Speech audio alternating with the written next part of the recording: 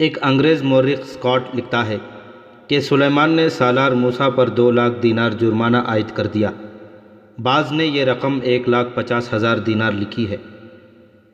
ایک سالار اتنی رقم کہاں سے ادا کر سکتا تھا؟ عبید اللہ کہہ رہا تھا۔ مگر سلیمان اپنے مخالف سے بڑا ہی ظالمانہ انتقام لینے کا تہیہ کر چکا تھا۔ اس نے موسیٰ کے ساتھ یہ سلوک کیا کہ تپتی ہوئی ریت میں لکڑی کا ایک ستون گاڑا اور موسیٰ کو اس کے ساتھ باندھ دیا۔ امیر اندلس، کیا آپ کو معلوم ہے اس وقت موسیٰ کی عمر کیا تھی؟ 80 برس کی عمر میں اس نے طارق کے ساتھ اندلس فتح کیا تھا۔ اس کا انعام اسے یہ ملا کہ اس عمر میں اسے کئی روز دھوپ میں تپتی ہوئی ریت پر باندھ کر کھڑا رکھا گیا اور پھر اسے قید خانے میں ڈال دیا گیا۔ کیا آپ کو معلوم ہے امیر اندلس کہ موسیٰ کا ایک جوان بیٹا عبدالعزیز بھی تھا؟ خلیفہ سلیمان کو یہ ڈر تھا کہ یہ بیٹا اپنے باپ کا انتقام نہ لے۔ اس نے عبدالعزیز کو 2 قبائلی عربوں سے اس وقت قتل کرایا جب وہ اپنی فوج کو نماز فجر کی امامت کرا رہا تھا۔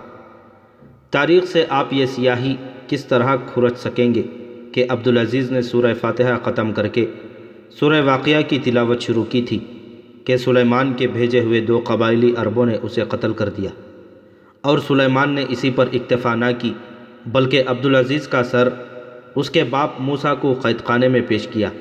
موسیٰ نے بیٹے کا سر دیکھا تو آہ بھری اور کہا کہ بدبخت نے اس انسان کو قتل کرا دیا ہے جو دن کو جہاد اور راتوں کو عبادت کیا کرتا تھا۔ موسیٰ نے 80 برس کی عمر میں یہ صدمہ بھی سہ لیا۔ 97 ہجری کا حج یاد کرو امیر اندلس۔ جب سلیمان حج کے لیے گیا تھا، وہ موسیٰ کو پا بزنجیر اپنے ساتھ لے گیا تھا اور اسے ان بدو بھکاریوں میں کھڑا کر دیا جو حاجیوں سے بھیک مانگا کرتے تھے۔ سلیمان نے اسے کہا کہ بھیک مانگو، جرمانہ ادا کرو اور آزاد ہو جاؤ۔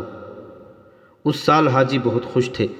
وہ ایک دوسرے کو مبارک دیتے تھے کہ سلطنت اسلامیہ میں اندلس کا اضافہ ہو گیا ہے، مگر کسی کو معلوم نہ تھا کہ فاتح اندلس بھکاریوں میں پا بزنجیر کھڑا ہے۔ آخر خدا کو ہی اس پر رحم آیا اور وہ مدینہ منورہ میں اللہ کو پیارا ہو گیا، اور طارق بن زیاد گمنام ہو کر اس دنیا سے گیا۔ خلیفہ سلیمان نے اسے کسی بھی جنگ میں جانے سے روک دیا تھا۔ عبد الرحمن اٹھ کھڑا ہوا تھا اور وہ بے چینی سے کمرے میں ٹہل رہا تھا۔ خدا کے قانون کو اپنے ہاتھ میں لینے کی کوشش نہ کریں امیر اندلس، عبید اللہ نے کہا۔ آپ چاہیں تو میرے ساتھ وہی سلوک کر سکتے ہیں جو خلیفہ سلیمان بن عبد الملک نے محمد بن قاسم سپہ سالار موسیٰ اور سپہ سالار طارق بن زیاد کے ساتھ کیا تھا، لیکن میں آپ کو بتا دیتا ہوں کہ میں اور میرا کوئی بھی سالار حق کی آواز سے اور حق کے راستے سے ہٹے گا نہیں۔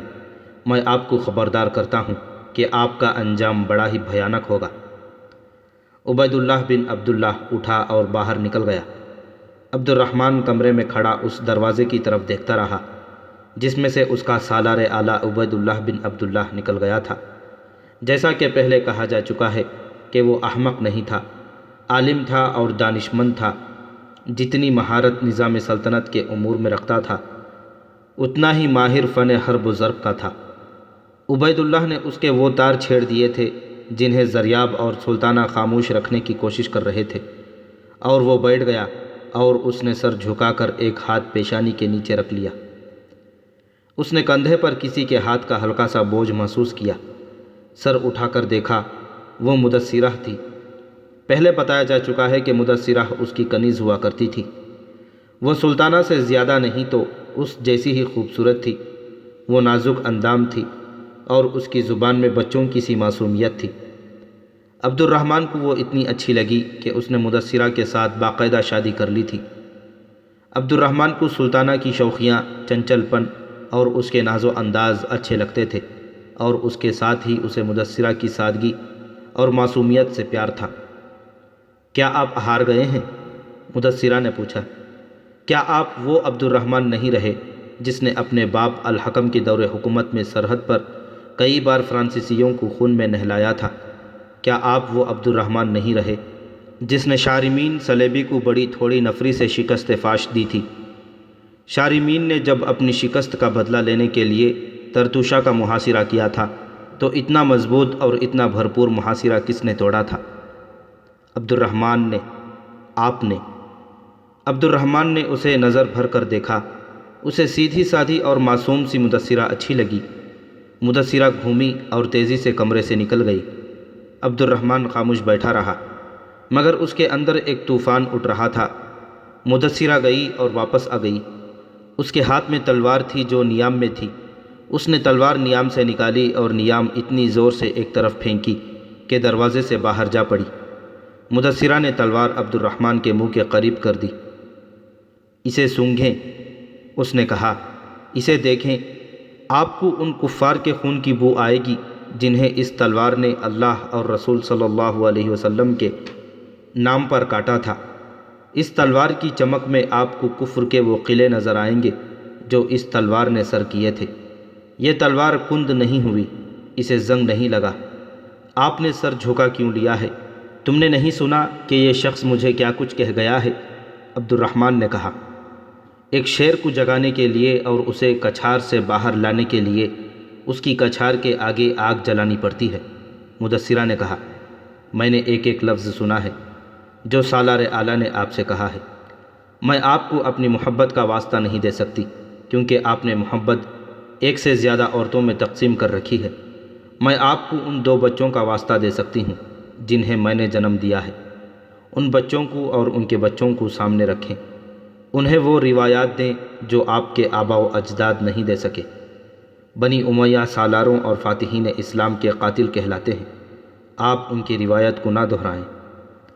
مدثرہ نے تلوار اس کی گود میں رکھ دی اور اس کا چہرہ اپنے دونوں ہاتھوں میں تھام کر اس کی آنکھوں میں آنکھیں ڈال دیں۔ لیکن وہ چاہتا کیا ہے؟ عبد الرحمن نے بیدار ہو کر کہا۔ میرے پاس جو سالار آتا ہے ٹیڑھی تیکھی باتیں کر کے چلا جاتا ہے۔ گوتھ ایک طاقت بنتے جا رہے ہیں، مدثرہ نے کہا۔ فرانس کا شاہ لوئی انہیں مدد دے رہا ہے۔ آپ کے اپنے صوبے مریدہ میں بغاوت کی چنگاری سی لگ رہی ہے۔ تمہیں یہ باتیں کس نے بتائیں؟ انہوں نے جن کی باتیں آپ سننا نہیں چاہتے، مدثرہ نے جواب دیا۔ اور مجھ سے یہ باتیں چھپا کون رہا ہے؟ میں اس سوال کا جواب نہیں دوں گی، مدثرہ نے کہا، ورنہ آپ مجھ پر رقابت اور حسد کا الزام لگائیں گے۔ آپ کہیں یہ نہ کہہ دیں کہ مدثرہ تم آخر کنیز ہی رہیں اور تم بڑے چھوٹے دل اور دماغ کی عورت ہو۔ میں آپ کو عمارت کی بلندی سے گھسیٹ کر اس غلیظ پستی میں نہیں پھینکنا چاہتی۔ آپ کے دل میں محبت صرف اس تلوار کی ہونی چاہیے۔ عبد الرحمن نے تلوار ہاتھ میں لے لی اور کچھ دیر اسے دیکھتا رہا۔ مدثرہ خاموش کھڑی دیکھتی رہی۔ عبد الرحمن کے چہرے کا تاثر بدل گیا۔ وہ اچانک اٹھ کھڑا ہوا اور اس نے دربان کو آواز دی۔ دربان دوڑا آیا۔ سپہ سالار اعلیٰ سے کہو کہ اپنے تمام سالاروں اور نائب سالاروں کو ساتھ لے کر فوراً میرے پاس آ جائے۔ عبد الرحمن نے حکم دیا اور تلوار مدثرہ کو دے کر کہا، تم جاؤ۔ جب تمام سالار اس کے سامنے گئے تو عبد الرحمن بدلے ہوئے روپ میں تھا۔ وہ کمرے میں ایسے انداز سے ٹہل رہا تھا جیسے ایک فاتح سالار چلا کرتا ہے۔ اس نے سالاروں کا سامنا کیا۔ اس کی آنکھوں میں کوئی ایسی چمک پیدا ہو گئی تھی کہ سالاروں پر اس کا رعب طاری ہو گیا تھا۔ سالار اعلیٰ عبید اللہ، اس نے کہا، مجھے اس سرحد کی صحیح کیفیت بتائیں جو فرانس سے ملتی ہے، اور مجھے بتائیں کہ ملک کے اندر کیا ہو رہا ہے، اور یہ بھی بتائیں کہ فرانس پر حملہ کرنے میں کیا دشواریاں ہیں۔ عزم کر لیں تو کوئی دشواری نہیں، عبید اللہ نے کہا۔ حقائق اور احوال و قوائف کو دیکھا جائے تو ہمیں چند دن تیاری کے لیے درکار ہیں۔ عبید اللہ نے عبد الرحمن کو تفصیل سے سنایا کہ اندلس کو باہر سے اور اندر سے کن خطروں کا سامنا ہے۔ دوسرے سالاروں نے بھی بہت سی معلوماتیں دیں، اور جب یہ ساری کیفیت سن کر عبد الرحمن نے بات کی تو سب پر حیرت کا سناٹا طاری ہو گیا۔ ہم فرانس پر حملہ کریں گے، عبد الرحمن نے کہا۔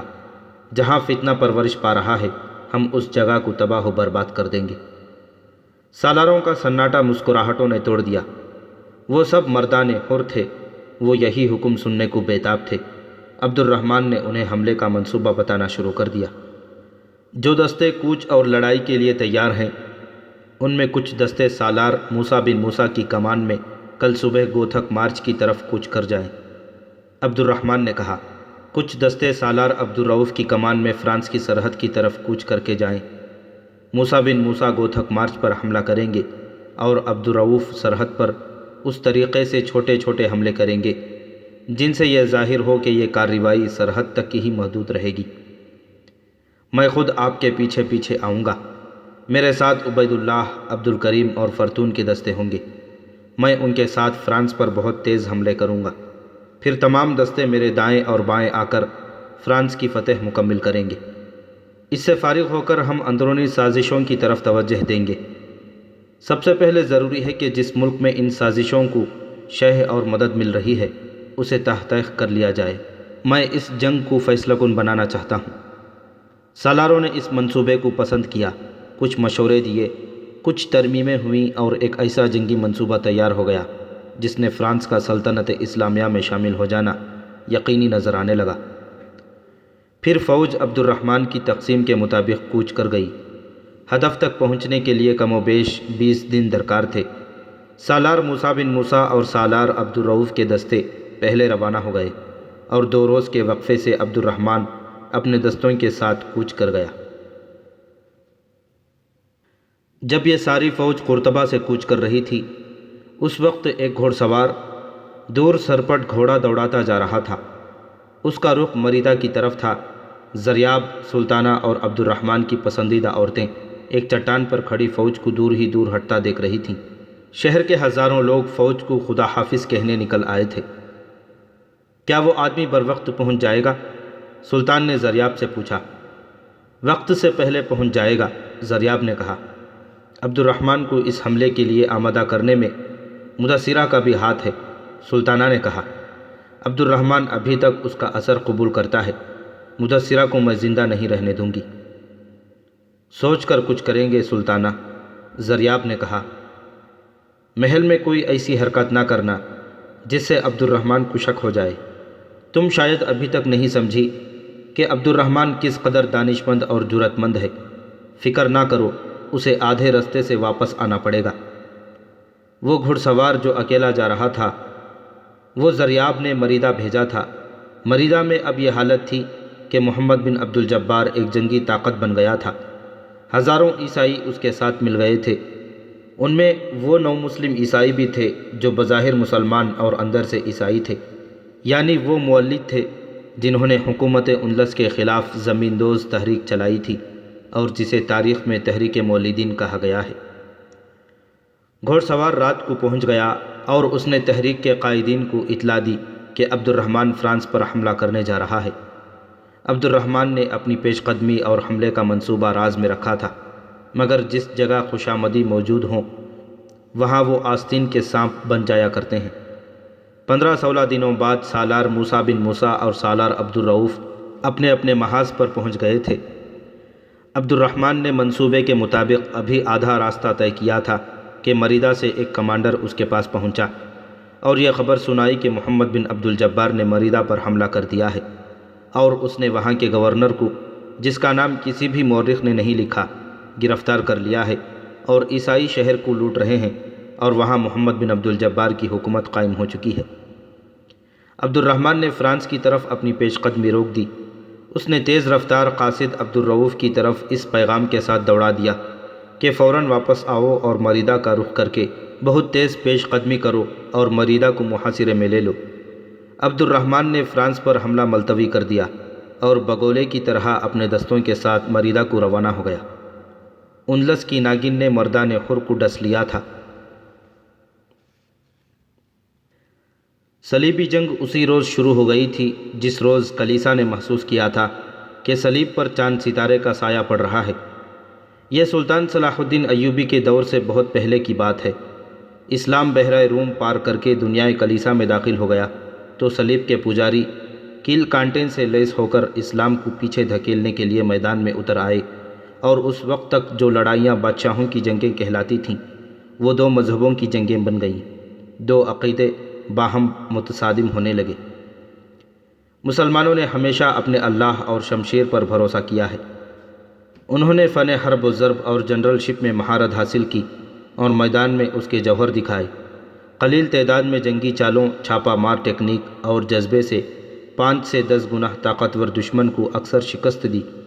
پھر جو علاقہ فتح کیا وہاں کے لوگوں کے دل تلوار نیام میں ڈال کر خلوص، محبت اور کردار کی بلندی سے موہ لیے۔ عیسائیت کے مذہبی پیشواؤں اور بادشاہوں نے جب مسلمانوں کی کامیابیاں دیکھیں تو انہوں نے اپنی افواج کے ساتھ ساتھ دوسرے حربے بھی استعمال کرنے شروع کر دیے۔ یہ زمین دوز اور غیر جنگی حربے تھے جن کی نوعیت نفسانیاتی تھی۔ گو اس دور میں علم نفسیات کا وجود نہیں تھا، لیکن انسان میں عقل و دانش اور فہم و فراست موجود تھی، اور انسانی فطرت کی کمزوریوں کو عقل و دانش والے بڑی اچھی طرح جانتے پہچانتے تھے۔ یہ کمزوریاں ہیں حکمرانی، نسوانی حسن اور زر و جواہرات کی ہوس۔ اہل کلیسا نے نسوانی حسن کا طلسم طاری کر کے مسلمان امراء، وزراء، سپہ سالاروں اور حکام اعلیٰ میں حکمرانی اور زر و جواہرات کی ہوس کو بیدار کر کے اسے ان کے اعصاب پر طاری کرنا شروع کر دیا، اور اس طرح مسلمانوں کی صفوں میں غدار پیدا ہونے لگے۔ یہودی نے، جو اسلام کا سب سے بڑا اور بے حد خطرناک دشمن ہے، اس زمین دوز محاذ پر نصرانیوں کی بہت مدد کی۔ یہودیوں کی ساری تاریخ فتنہ پروازیوں سے بھری پڑی ہے۔ انہوں نے نصرانیوں کو نیا سے نیا فتنہ ایجاد کرنے والے دماغ دیے، اپنی بڑی ہی حسین اور فریب کاری میں تربیت یافتہ لڑکیاں دیں۔ عیسائیوں نے اس طلسماتی حربے کی کامیابی دیکھ کر اپنی لڑکیوں کو ترغیب دی اور مسلمان امراء میں بھیج دیا۔ ان لوگوں نے اسلام کی بنیادی نظریات کو مسخ کرنے کے لیے ایسے عالم پیدا کیے جنہوں نے قرآن اور احادیث کا مطالعہ کیا اور مسجدوں میں اماموں کے بحروپ میں درس دینے لگے۔ یہ نظریاتی تخریب کاری تھی۔ اس محاذ پر صلیب کے پجاریوں نے بے دریغ ایثار کے مظاہرے کیے جنہیں ہم کچھ ہی کہہ لیں، یہ قابل تعریف ضرور ہیں۔ اپنے مذہب کی بقا اور اسلام کو شکست دینے کی خاطر عیسائیوں نے کسی بھی قربانی سے دریغ نہ کیا، اور وہ اس پر فخر کر سکتے ہیں۔ اس کے مقابلے میں مسلمان اس حسین جال میں آتے چلے گئے، اپنے اوپر حکمرانی کا نشہ طاری کرتے رہے۔ کئی سپہ سالاروں کو اقتدار کی ہوس نے خانہ جنگی تک پہنچا دیا۔ ان میں سے جسے کسی چھوٹے بڑے خطے کا اقتدار مل گیا، اس نے اسے اتنا کمزور کر دیا کہ اسے قوم کی دکھتی رکھ بنا دیا۔ وہ میدان جہاد سے نکل آئے اور حکومت کا کاروبار چلا نہ سکے۔ ان میں جو ذرا سی فہم و فراست تھی وہ خوشامدیوں نے مار ڈالی اور انہیں خیالوں اور تصوروں میں رعایا کا محبوب اور ہفت اقلیم کا بادشاہ بنا ڈالا۔ نظریاتی اور نفسیاتی جنگ وہی قوم جیت سکتی ہے جس کے مذہبی اور سیاسی قائدین میں کوئی ذاتی لالچ اور غرض نہ ہو، اور جو اپنی ذات سے بالا ہو کر سوچیں اور کسی خارجی اثر انگیخت اشتعال اور لالچ کو قبول نہ کریں، اور جو دشمن کو دشمن ہی سمجھیں اور اپنے آپ کو بادشاہ نہ سمجھیں۔ مگر مسلمان حکمرانوں میں یہ وصف ختم ہوتے چلے گئے اور وہ اللہ کی حکمرانی کو اپنی ذاتی حکمرانی سمجھنے لگے۔ اسلام کے دشمن مسلمانوں کو اسی سطح پر لانا چاہتے تھے۔ انہوں نے اور خوشامدیوں نے مسلمان حکمرانوں کو اس پستی میں پھینک دیا، اور اس کی بڑی ہی واضح اور بڑی ہی شرمناک مثال اندلس کی ہے۔ وہ تو کچھ مردان حر تھے جن کے لہو کے صدقے اندلس میں 8 صدیاں پرچم ستارہ و ہلال لہراتا رہا۔ حریت کے یہ پروانے اس شمع پر جل جل کر مرتے رہے، اور ان کے لہو سے یہ شمع روشن رہا۔ تاریخ میں ان کے نام نہیں ملتے، گہری چھان بین کرو تو کوئی نام نظر آ جاتا ہے۔ ٹوٹی پھوٹی بجھی بجھی تحریروں کو اپنی عقل سے ترتیب دو تو داستان حریت کی کڑیاں مل جاتی ہیں۔ اندلس کے 822 ہجری سے 852 ہجری کے پرآشوب دور میں سالار اعلیٰ عبید اللہ بن عبداللہ، سالار حاجب عبد الکریم جو وزیر بھی تھا، سالار عبد الرؤف، سالار موسیٰ بن موسیٰ اور سالار فرتون جو مردان حر تھے، جو اس وقت کے حکمران عبد الرحمن ثانی بن الحکم اول کو زریاب اور سلطانہ کے حسین جال سے نکال کر میدان جنگ میں لے گئے تھے۔ عبد الرحمن جب فوج کے قلب میں فرانس کی طرف جا رہا تھا تو صاف پتہ چلتا تھا کہ یہ وہ عبد الرحمن ہے ہی نہیں جو محل میں خمار کی سی حالت میں رہتا ہے۔ اس کی آنکھوں میں مجاہدین اسلام کی چمک تھی اور اس کی گردن تنی ہوئی تھی۔ وہ سرتا پا سپہ سالار تھا اور اس کا دماغ سالاروں کی طرح کام کر رہا تھا۔ اسے جب یہ اطلاع ملی تھی کہ مریدہ میں بغاوت ہو گئی ہے اور بغاوت کا قائد محمد بن عبد الجبار ہے تو اس کے چہرے پر گھبراہٹ کا ہلکا سا بھی تاثر نہ تھا، جیسے اس کے لیے یہ خبر متوقع تھی۔ اس نے فوراً فیصلہ کیا اور فرانس کی طرف پیش قدمی روک کر سالار عبد الرؤف کو پیغام بھیج دیا کہ فرانس کے محاذ سے واپس آ جاؤ اور مریدہ پہنچو۔ عبد الرحمن نے خود بھی فوج کے ساتھ مریدہ کا رخ کر لیا۔ مریدہ میں بغاوت اچانک نہیں اٹھی تھی، عیسائیوں نے بہت عرصے سے وہاں زمین ہموار کر رکھی تھی۔ انہوں نے محمد بن عبد الجبار جیسے دیانت دار آدمی کو بددیانت اور بدکار بنا کر اسے اس خوش فہمی میں مبتلا کر دیا تھا کہ وہ مریدہ کا گورنر امیر بنے گا اور عیسائی باشندے اس کا ساتھ دیں گے۔ تفصیل سے بتایا جا چکا ہے کہ کس طرح محمد بن عبد الجبار ڈاکوؤں کی ایک بہت بڑی فوج کا سردار بن گیا تھا۔ اسے جنگلوں میں چھپا کر رکھا گیا، جہاں اسے عورت، شراب اور عیش و عشرت کے سارے سامان مہیا کیے جاتے تھے۔ مسلسل جنگوں اور چھوٹی موٹی لڑائیوں کی وجہ سے اخراجات بڑھ گئے تھے، اس لیے ٹیکسوں میں اضافہ کر دیا گیا تھا۔ مریدہ کے علاقے میں مالیہ اور لگان کچھ زیادہ ہی لگا لیا گیا تھا، جس کی ایک وجہ یہ بتائی جاتی ہے کہ اس علاقے کے لوگ ہر وقت بغاوت پر آمادہ رہتے تھے۔ ادھر محمد بن عبد الجبار کو بددیانتی کے جرم میں سرکاری فرائض سے سبکدوش کیا گیا۔ ادھر عیسائیوں کے دو سب سے بڑے لیڈر ایلوگئیس اور ایلیارو مریدہ پہنچ گئے۔ مریدہ میں ان کی آمد کو خفیہ رکھا گیا۔ انہوں نے مریدہ کے دونوں گرجوں کے پادریوں کو لمبی چوڑی ہدایات دی۔ ان کے مطابق پادریوں نے اپنے واعظ میں یہ بھی شامل کر لیا کہ عیسائی رعایا کو اپنا غلام بنانے کے لیے ٹیکسوں کا ناقابل برداشت بوجھ ڈال دیا گیا ہے۔ اگر عیسائی اس بوجھ کو قبول کر کے اس کے نیچے دبتے چلے گئے تو تھوڑے ہی عرصے میں وہ بھکاری بن جائیں گے اور انہیں مجبوراً اسلام قبول کرنا پڑے گا۔ اگر کسی نے مجبور ہو کر اسلام قبول کیا تو اسے مسلمان اپنا غلام بنا رکھیں گے۔ اس کا علاج یہی ہے کہ قرطبہ کو کوئی ٹیکس نہ دیا جائے۔ گرجوں میں بھی لوگوں کو یہی کچھ بتایا گیا اور چوکڑیوں اور ذاتی محفلوں میں بھی لوگوں کو مشتعل کیا گیا کہ وہ قرطبہ کو ٹیکس نہ دیں۔ اتنے میں محمد بن عبد الجبار نے اپنے گروہ سے ان عمالوں کو قتل کرا دیا جو ٹیکس وغیرہ وصول کرنے گئے تھے۔ ان کے ساتھ ہی ان کے ٹیکسوں میں نصف سے بھی زیادہ کمی کا اعلان کر دیا اور یہ اعلان بھی کیا کہ آئندہ ٹیکس اس کے آدمی وصول کیا کریں گے۔ جن عمال کو قتل کیا گیا تھا ان کی لاشیں دفن کر دی گئی تھیں۔ وہ جب واپس نہ گئے تو ان کی تلاش شروع ہو گئی۔ ان کا کوئی سراغ نہیں مل رہا تھا۔ ادھر ادھر سے پوچھ گچھ ہوئی تو کوئی ایک بھی ایسا نہ نکلا جس نے کہا ہو کہ اس نے ان سرکاری اہلکاروں کو کہیں دیکھا تھا۔ آخر یہ پتہ چل گیا کہ محمد بن عبد الجبار ٹیکس وصول کر چکا ہے، لیکن اس کا کہیں سراغ نہیں مل رہا تھا۔ لوگوں کو چونکہ اسی شخص سے فائدہ پہنچا تھا، اس لیے اس کے متعلق کوئی آدمی کچھ بتاتا ہی نہیں تھا۔ ایلوگئیس اور ایلیارو نے شہر کی گلی گلی اور مضافات کے گاؤں گاؤں گھوم پھر کر لوگوں کو مذہب کے نام پر یوں بھڑکایا اور کہا، ہمارا بادشاہ محمد بن عبد الجبار ہے اور اب مریدہ اور ارد گرد کا علاقہ آزاد ہے، لہٰذا ہر عیسائی آج ہی سپاہی بن جائے۔ مریدہ کا موجودہ گورنر ہمارا قیدی ہے، اس کے بعد قرطبہ سے فوج آئے گی۔ ہم سب کا فرض ہے کہ اس فوج کا مقابلہ کریں۔ اندلس کو مسلمانوں سے آزاد کرانے کی سعادت مریدہ کے لوگوں کو نصیب ہوگی۔ لوگ جوق در جوق محمد بن عبد الجبار کے جھنڈے تلے اکٹھے ہونے لگے۔ ان کی جنگی تیاریاں خفیہ تھیں۔ ایک رات بڑی رازداری سے گھر گھر خبر پہنچا دی گئی کہ کل صبح نقارہ بجتے ہی لوگ مسلح ہو کر باہر نکل آئیں اور گورنر کے محل پر حملہ کر کے گورنر کو گرفتار کیا جائے۔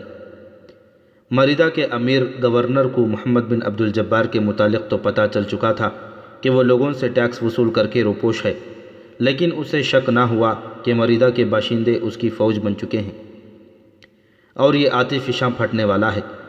ساری آبادی عیسائیوں کی تھی اور جن عیسائیوں نے اسلام قبول کر لیا تھا وہ درپردہ صلیب کے ہی وفادار تھے۔ عرب کے مسلمان کنبے الگ تھلگ رہتے تھے، انہیں پتہ نہیں چلتا تھا کہ شہر میں کیا ہو رہا ہے۔ مورخوں نے لکھا ہے کہ عرب کے ان شہریوں میں جو اندلس میں ملازمتوں کے سلسلے میں آئے تھے، یہ بہت بڑی خرابی تھی کہ اپنے آپ کو اندلس کا فاتح اور بادشاہ سمجھتے تھے۔ عیسائی عوام سے الگ تھلگ رہتے اور ان عیسائیوں کے ساتھ اچھا سلوک نہیں کرتے تھے جو اسلام قبول کر لیتے تھے۔ ان نو مسلموں کو عرب کے مسلمان کمتر سمجھتے تھے۔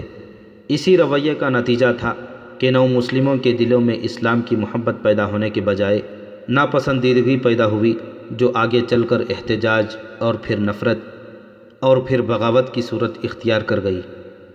دوسرا نقصان یہ ہوا کہ عیسائی جب کوئی سازش کرتے تھے تو انہیں دیکھنے والا کوئی ہوتا ہی نہیں تھا۔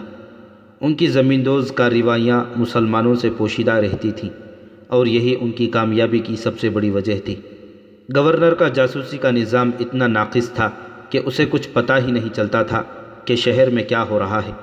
وہاں صرف گورنر کے باڈی گارڈ تھے اور فوج کی تھوڑی سی نفری تھی۔ رات ابھی آدھی نہیں گزری تھی، گورنر کی رہائش پر اور عرب کے مسلمان گھرانوں پر گہری نیند کا غلبہ تھا۔ سارا شہر سویا ہوا معلوم ہوتا تھا، مگر گھروں کے اندر اور ایک میدان میں بڑی سرگرمی تھی۔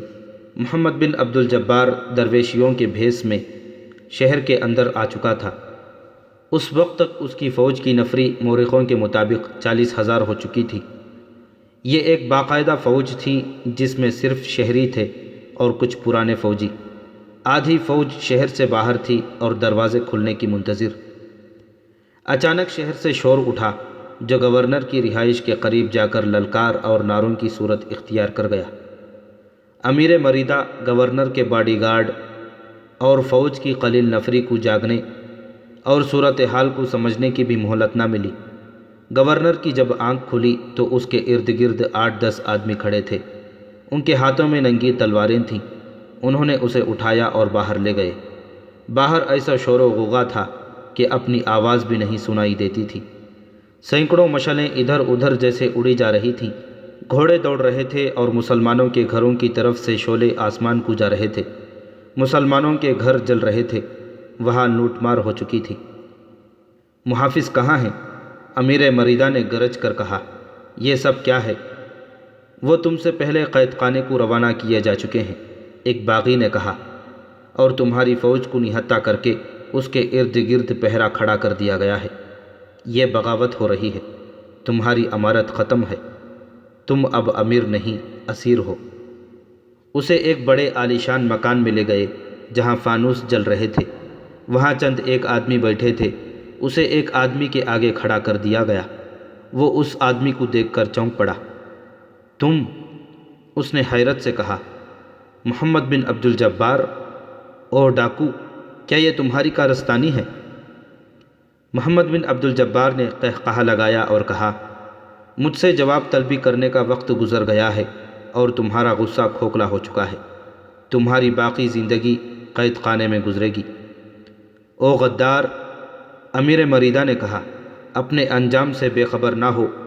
غدار اپنے بادشاہ کو قتل کر سکتے ہیں، بادشاہ نہیں بن سکتے۔ چند دن حکومت کا نشہ پورا کر لے، پھر اپنا انجام اپنی آنکھوں سے دیکھ لینا۔ یہی لوگ جن کے کندھوں پر سوار ہو کر تو یہاں تک پہنچا ہے، تجھے ہمارے رحم و کرم پر اکیلا چھوڑ کر بھاگ جائیں گے۔ محمد بن عبد الجبار پر اس وقت فتح اور حکومت کا نشہ سوار تھا۔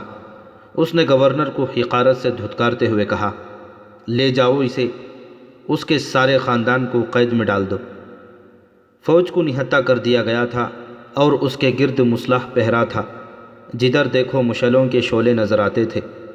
ایک کمانڈر ایک درخت کے تنے کے پیچھے چھپا ہوا تھا۔ وہ موقع دیکھ کر درخت پر چڑھ گیا تھا۔ شہر میں قیامت کا ہنگامہ تھا۔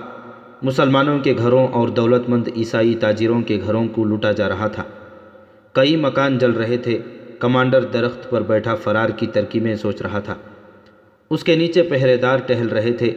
آخر اسے ایک موقع مل گیا۔ پہرے دار ادھر ادھر ہو گئے اور ایک اکیلا گھوڑ سوار اس کے نیچے سے گزرا۔ کمانڈر درخت سے اس پر کودا اور اسے گھوڑے پر ہی دبوچ کر اس کے ہاتھ سے تلوار چھین لی، پھر اسے گھوڑے سے گرا دیا۔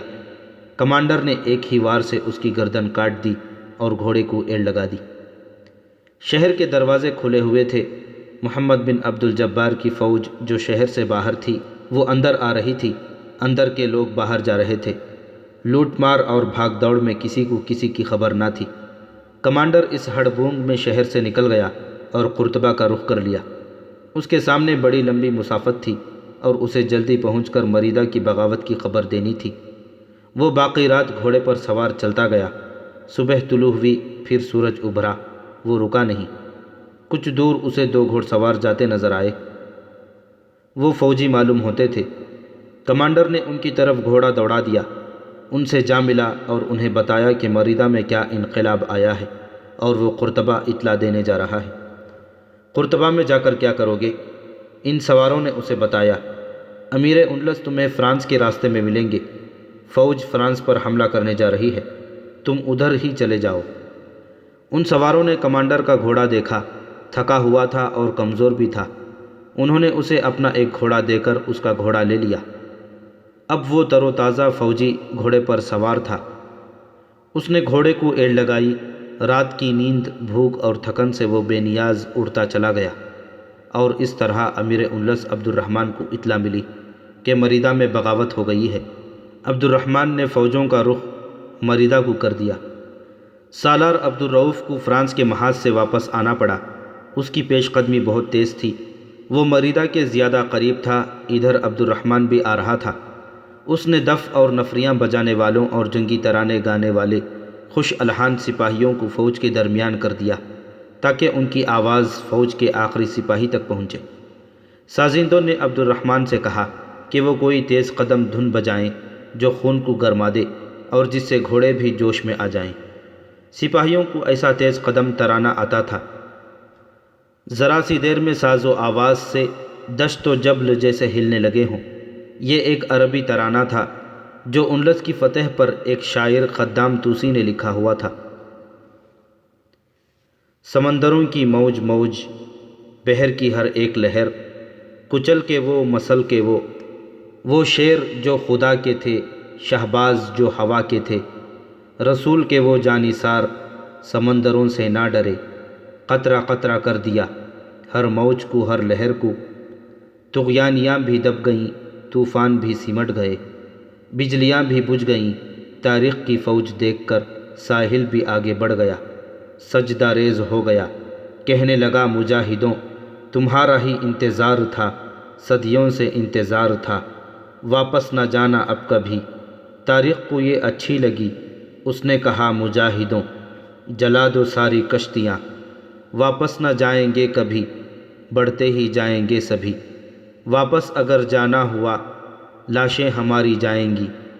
پھر وہ آگے بڑھ گئے، لڑتے ہوئے کٹتے ہوئے، یہاں گرے وہاں گرے، مٹی میں مٹی ہو گئے، کفر جو پہاڑ تھا پھٹ گیا ہٹ گیا، اس نے رستہ دے دیا، بڑھتے گئے مجاہدین، سرزمین اندلس جھوم اٹھی، اذان کی آواز پر، قرآن کی آواز پر، رسول کی آواز پر، آواز جو لکھی گئی مجاہدوں کے خون سے، وہ خون ہم پر قرض ہے اور یہ ہمارا فرض ہے، اس خون کا خراج دیں، بڑھتے چلو مجاہدوں، کفر کا پہاڑ آج للکارتا ہے ہم کو پھر، مجاہدوں خدا کے نام پر اسے ریزہ ریزہ پھر کرو، لا الہ الا اللہ، لا الہ الا اللہ۔ اس ترانے نے فوج میں وہی جوش و خروش پیدا کر دیا جو عبد الرحمن پیدا کرنا چاہتا تھا۔ گھوڑوں کی چال میں بھی کچھ اور ہی شان پیدا ہو گئی تھی۔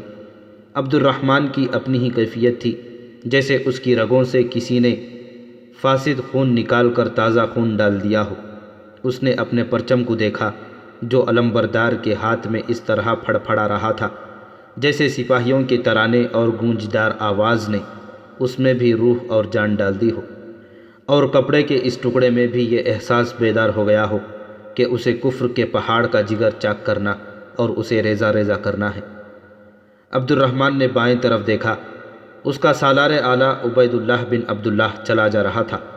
عبد الرحمن اپنا گھوڑا اس کے گھوڑے کے قریب لے گیا۔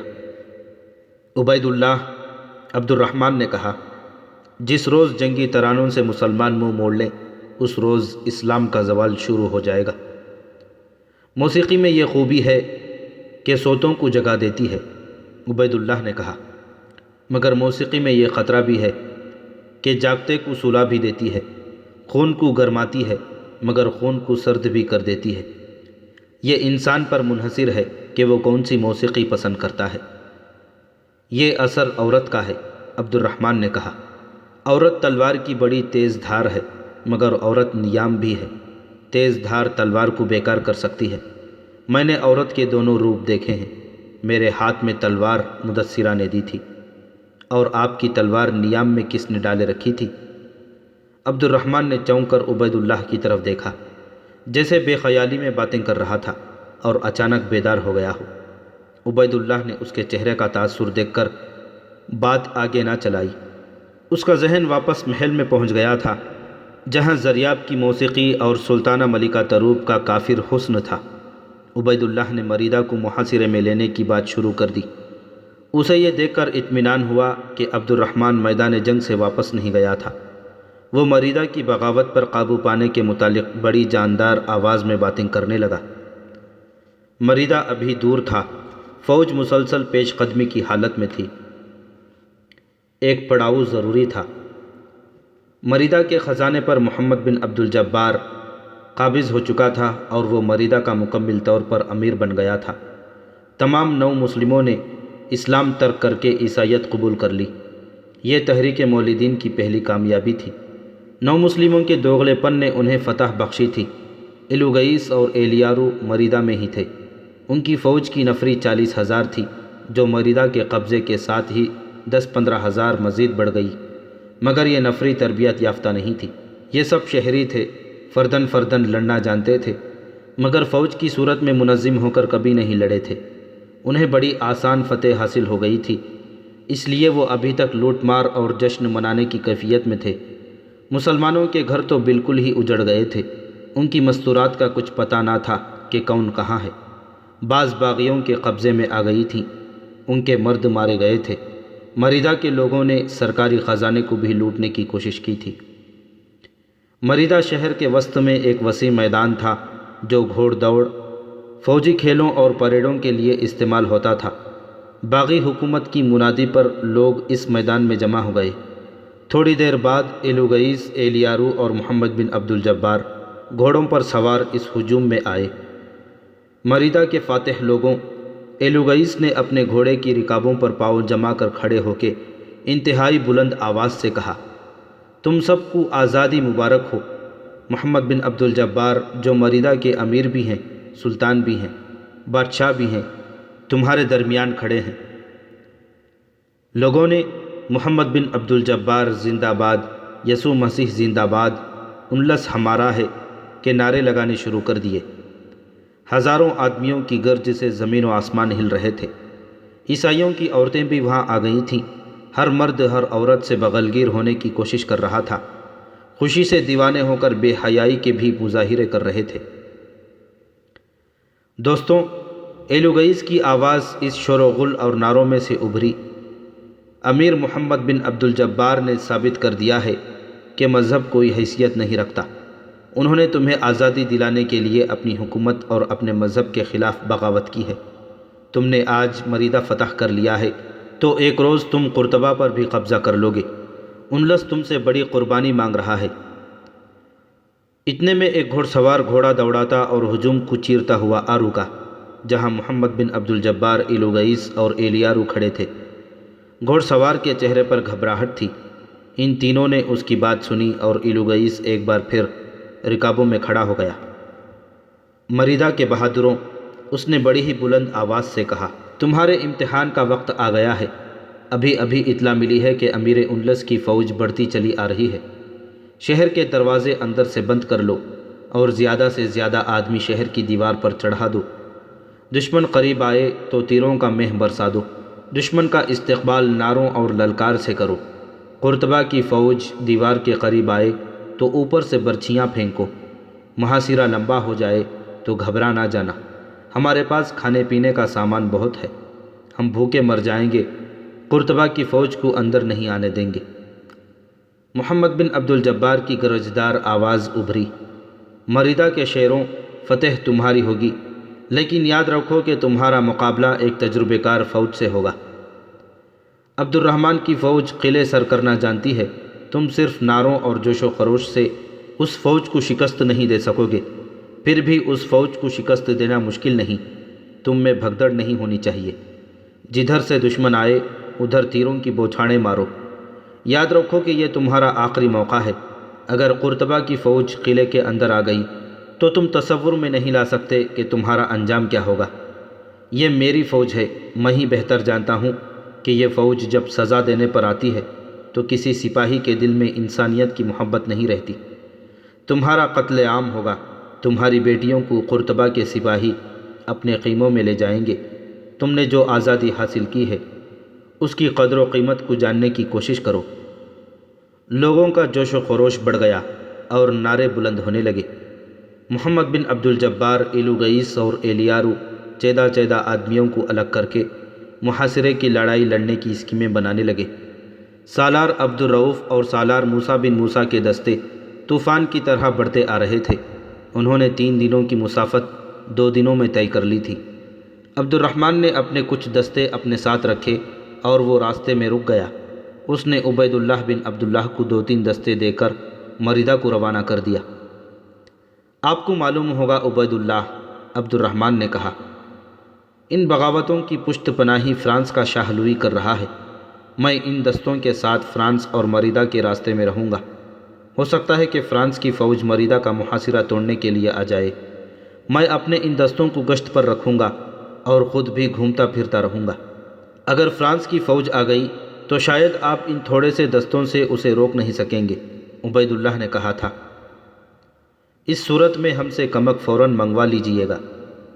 مسلمان ہمیشہ تھوڑے رہے ہیں، عبد الرحمن نے کہا، اور ہمیشہ تھوڑے رہیں گے۔ میں فرانسیسیوں کو روکے رکھوں گا، آمنے سامنے کی لڑائی نہیں لڑوں گا۔ فوج کو جیشوں میں تقسیم کر کے چھاپہ مار لڑائی لڑوں گا۔ اسی علاقے میں فرانسیسیوں کو اپنے تعاقب میں بھگاتا دوڑاتا رہوں گا۔ آپ جائیں عبید اللہ، اللہ ہمارے ساتھ ہے۔ یہ تھا امیر انلس عبد الرحمن کا اصل روپ، جو اس ملک کا بادشاہ تھا لیکن میدان جنگ میں وہ سپاہی بن گیا تھا۔ اس کا یہ فیصلہ دانش مندانہ تھا کہ فرانس کی سرحد کے ساتھ ساتھ گھومتا پھرتا رہے گا اور چھاپہ مار جنگ لڑے گا، مگر موسیقی اور عورت کے حسن میں ایسا اثر تھا کہ اس کے مجاہدانہ جوہر اور جذبے سو جاتے اور وہ دنیا سے بے خبر ہو جاتا تھا۔ مریدہ میں جو قلیل سی فوج تھی وہ اب وہاں قیدی تھی۔ اس میں سے ایک کمانڈر بھاگ سکا تھا جس نے اپنی فوج کو مریدہ کی بغاوت کی اطلاع دے دی تھی۔ یہ کمانڈر ایک عیسائی پہرے دار کو ہلاک کر آیا تھا، اس لیے باقی فوج پر پہرا سخت کر دیا گیا تھا۔ جس روز مریدہ میں اطلاع پہنچی کہ قرطبہ کی فوج آ رہی ہے، اس روز شہر کے اندر افراتفری سی بپا ہو گئی۔ باغیوں کا کوئی کمانڈر اس قیدی دستے کے پاس آیا۔ کل تک قرطبہ کی فوج مریدہ کا محاصرہ کر لے گی۔ اس نے مریدہ کے ان مسلمان سپاہیوں سے کہا، ہم محاصرہ کو کسی قیمت پر کامیاب نہیں ہونے دیں گے۔ اگر محاصرہ کامیاب ہو گیا اور خطرہ نظر آیا تو قرطبہ کی فوج شہر میں داخل ہو جائے گی تو ہم تم سب کو قتل کر دیں گے۔ تم اپنی جانیں اس شرط پر بچا سکتے ہو کہ ہمارے ساتھ مل جاؤ اور محاصرے کو کامیاب نہ ہونے دو۔ اگر قرطبہ کی فوج محاصرہ اٹھا کر چلی گئی تو تم سب کو آزاد کر دیا جائے گا، جہاں جی چاہے چلے جانا۔ یہ ایک چال تھی۔ باغیوں کو دراصل تربیت یافتہ لڑنے والوں کی ضرورت تھی۔ اس دستے میں سے صرف 4 آدمیوں نے باغیوں کے کمانڈروں کے ساتھ جانے پر رضامندی کا اظہار کیا۔ ان 4 میں ایک ابی ریحان بھی تھا جو ایک چھاپہ مار جیش کا کمانڈر تھا۔ باقی 3 سپاہی تھے۔ سب فوجی حیران رہ گئے کہ ابی ریحان دشمن سے مل گیا ہے۔ وہ 3 سپاہیوں کے ساتھ باغیوں کے کمانڈر کے ساتھ چلا گیا۔ باقی دستے نے ان پر بہت سی آوازیں کسیں، انہیں غدار اور بزدل کہا اور جو منہ میں آیا کہہ ڈالا، مگر وہ چاروں چلے گئے۔ کمانڈر آگے آگے اور چاروں پیچھے پیچھے جا رہے تھے۔ جب وہ گلیوں میں داخل ہوئے تو ایک گلی کا موڑ موڑتے ابی ریحان دانستہ ذرا پیچھے رہ گیا۔ اس کے ساتھی سپاہیوں کو بھی پتہ نہ چلا۔ کمانڈر اور آگے نکل گیا تو ابی ریحان پیچھے کو مڑا اور تیز تیز چلتا دوسری گلی میں چلا گیا۔ باغیوں کے کمانڈر کو بہت آگے جا کر پتہ چلا کہ 4 میں سے ایک آدمی غائب ہے۔ اتنے عرصے میں ابی ریحان دور نکل گیا تھا۔ سورج غروب ہو رہا تھا۔ تمام شہر میں یہ خبر پھیل گئی تھی کہ قرطبہ کی فوج آ رہی ہے، اس لیے ہر کوئی نفسا نفسی کے عالم میں تھا۔ شہر کی دیوار کے اندر کچھ علاقہ گہرے کھڈ نالوں کا تھا۔ اس میں سے ایک گہری ندی بھی گزرتی تھی۔ ادھر کی دیوار ندی کے ساتھ ساتھ بنائی گئی تھی۔ کھڈ نالوں کا علاقہ دیوار کے اندر رکھا گیا تھا۔ باہر ندی اور اندر گہرے کھڈ شہر کے دفاع کے لیے مفید تھے۔ یہ علاقہ غیر آباد تھا۔ وہاں بڑے ہی پرانے زمانے کے کھنڈر تھے جن کے متعلق پر اسرار اور خوفناک کہانیاں مشہور تھیں۔ اس کھنڈر کے قریب تو کوئی جاتا ہی نہیں تھا۔ اس علاقے میں بھی کوئی جانے کی جرت نہیں کرتا تھا۔ وہاں سرکنڈوں اور جھاڑیوں کا بھی جنگل تھا۔ ابھی ریحان واپس اپنے قیدی ساتھیوں کے پاس نہ گیا۔ وہ قلعے سے نکلنا چاہتا تھا مگر قرطبہ کی فوج کی آمد کی خبر پر شہر کے دروازے مضبوطی سے بند کر دیے گئے تھے۔ ابھی ریحان کو شہر میں کہیں بھی پناہ نہیں مل سکتی تھی۔ اس نے اس ویران علاقے کا رخ کر لیا۔ سورج غروب ہو گیا تو وہ اس علاقے میں داخل ہو گیا۔ چلتے چلتے وہ کھنڈر تک جا پہنچا۔ تب اسے یاد آیا کہ یہ کھنڈر تو آسیب زدہ ہے اور بدروحیں اسے زندہ نہیں چھوڑیں گی۔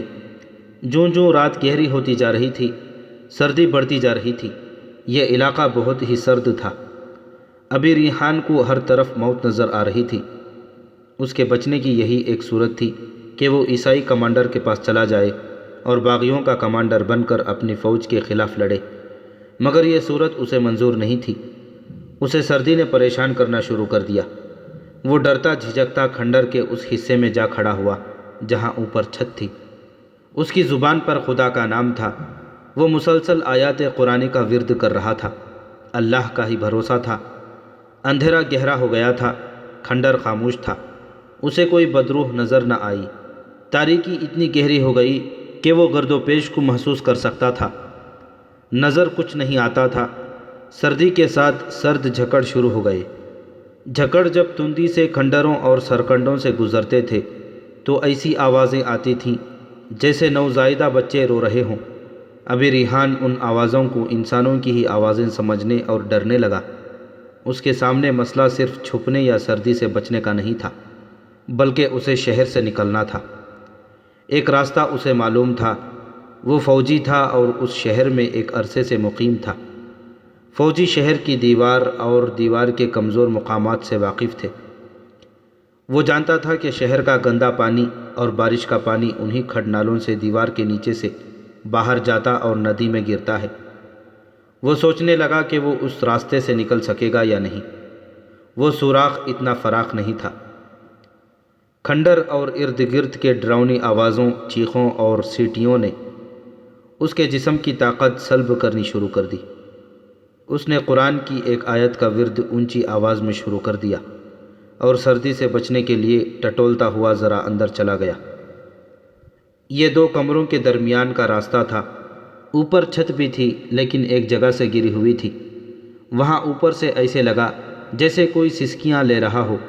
اسے بدروحوں کی موجودگی کا احساس ہونے لگا اور ساتھ یہ احساس بھی ہوا کہ کوئی اس کے پیچھے پاؤں گھسیٹتا آ رہا ہے۔ اسے یقین ہو گیا کہ اس کے پیچھے کوئی آ رہا ہے۔ یہ بھوت پریت اور بدروح کے سوا اور کون ہو سکتا تھا؟ وہ اور آگے چلا گیا اور راستہ بائیں کو مڑ گیا۔ وہ اب اتنا اندر چلا گیا تھا کہ باہر کی آوازیں باہر ہی رہ گئیں اور اسے کچھ سکون سا محسوس ہونے لگا۔ اچانک کھنڈر کے اندر سے بچے کی رونے کی آواز آئی۔ یہ کوئی دودھ پیتا بچہ تھا جو روئے جا رہا تھا۔ ابھی ریحان کا دل خوف کی مٹھی میں آ گیا۔ وہ پیچھے ہٹنے سے بھی ڈرتا تھا کیونکہ اسے اپنے پیچھے سے کسی کے سرسراتے قدموں کی آہٹ سنائی دی تھی۔ بچہ اچانک خاموش ہو گیا اور اسے عورت کی دبی دبی آوازیں سنائی دینے لگیں۔ ابھی ریحان کے اندر اس کی کوشش کے بغیر ایک تبدیلی آ گئی۔ اس نے موت کو قبول کر لیا اور اس کے ساتھ ہی اس میں دلیری آ گئی۔ وہ خالی ہاتھ تھا۔ باغیوں نے اس سے اور اس کے ساتھیوں سے چھوٹے چھوٹے چاقو بھی لے لیے تھے۔ اس نے اپنے آپ سے کہا کہ یہ بھوت پریت یا بدروحیں ہیں۔ انہیں کہوں گا کہ میں کوئی چور یا ڈاکو نہیں، اللہ کا سپاہی ہوں۔ اللہ کے نام پر لڑتا ہوں اور کافروں کی قید سے بھاگ آیا ہوں۔ ان کے خلاف لڑوں گا، ان کے آگے ہتھیار نہیں ڈالوں گا۔ بدروحوں کو بھی وہ خدا کو مخلوق سمجھتا تھا، اس لیے اسے امید بن گئی کہ خدا اپنے سپاہی کو ان سے بچا لے گا۔ اسے بچے کی رونے کی آواز ایک بار پھر سنائی دی۔ اور ساتھ ایک مردانہ آواز آئی جو عربی زبان میں تھی، اسے دودھ دو یا اس کا گلا گھونٹ دو۔ پھر ایک عورت کی آواز آئی، یہ آواز بھی عربی کی تھی، آواز باہر نہ جائے۔ ابی ریحان انہیں زندہ انسانوں کی آوازیں نہیں سمجھتا تھا، پھر بھی وہ دبے پاؤں ذرا آگے بڑھ گیا۔ اسے ہلکی ہلکی روشنی کا دھوکہ ہوا، کھنڈر میں کہیں دیا جل رہا تھا۔ وہ اور آگے بڑھا۔ اب وہ اس پر اسرار اور ڈراؤنی مخلوق کا سامنا کرنے کے لیے تیار ہو گیا تھا۔ وہ ذرا ہی آگے بڑھا تھا کہ اسے اپنے پیچھے آواز سنائی دی، یہیں کھڑے رہو، کون ہو؟ اور تلوار یا خنجر کی نوک اس کی پیٹھ میں اترنے لگی۔ یہ آواز عربی کی تھی۔ تم کون ہو؟ ابی ریحان نے عربی زبان میں پوچھا۔ مجھے جان سے مارنے سے پہلے میری بات سن لو، میں مریدہ کی فوج کا کمانڈر ہوں۔ ہم سب کو نہتہ اور قید کر لیا گیا تھا۔ میں بھاگ آیا ہوں اور قلعے سے نکلنے کی کوشش کروں گا۔ اتنے میں اس کے سامنے ایک دیا باہر آیا۔ جس نے دیا اٹھا رکھا تھا اس کے دوسرے ہاتھ میں تلوار تھی۔ اس نے پوچھا، کون ہے یہ؟ میرا نام ابی ریحان ہے، میں فوج میں کمانڈر ہوں۔ اس کے پیچھے جو آدمی تھا وہ بھی سامنے آ گیا۔ تم زندہ انسان ہو یا بدروہیں؟ ابی ریحان نے پوچھا۔ جو کچھ بھی ہو مجھے بتا دو۔ اگر تم بدروہیں ہو تو عربوں کی ہی ہو سکتی ہو، اگر عربوں کی ہو تو تم بد نہیں ہو سکتی، تم نیک ہو۔ میری مدد کرو، مجھے قلعے سے نکال دو، میں اپنی فوج کے ساتھ آؤں گا اور کافروں سے مریدہ واپس لے لوں گا۔